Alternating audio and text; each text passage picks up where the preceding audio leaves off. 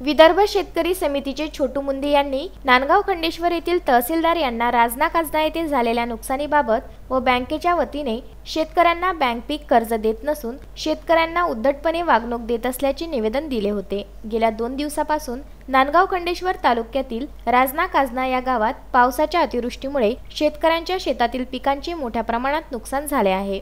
यामध्ये आधीच शेतकऱ्यांच्या शेतात बोगस बियाणे पेरणी झाल्यामुळे शेतकरी मोठ्या आर्थिक संकटात सापडला आहे। अतिवृष्टीचा पाऊस आला आणि काही बियाणे बोगस निघालं, त्यांच्यामुळे शेतकरी अति संकटात सापडला।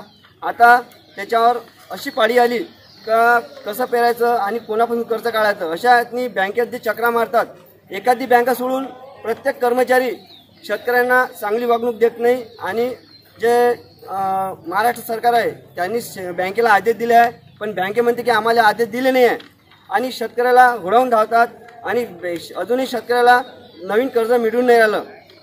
जर हे कर्ज 15 दिवसात जर शेतकऱ्यांना कर्ज नाही दिलं तर येणाऱ्या 15 दिवसात मी स्वतः छोटू मुंदे वॉटर सप्लायची राजना काजना ग्रामपंचायत इथं बाज टाकून अन्नत्याग आंदोलन करणार आहे। जय हिंद, जय महाराष्ट्र, जय शिवराय, जय भीम।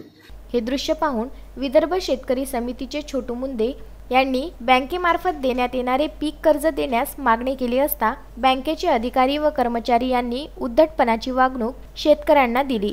जर लवकर पीक कर्ज देण्यात आले तर शेतकरी पुन्हा पेरणी करण्यास मोकळा होईल। शेतीची पाहणी करून लवकरात लवकर जर पीक कर्ज शेतकऱ्यांना देण्यात न आल्यास विदर्भ शेतकरी समितीचे छोटू मुंदे यांनी राजना येथील ग्रामपंचायत पाणी पुरवठा विहिरीत खाट टाकून आमरण उपोषण करण्याचा इशारा निवेदनाद्वारे तहसीलदार यांना दिला आहे। उत्तम ब्राह्मणवाडे, विदर्भ न्यूज, नांदगाव खंडेश्वर।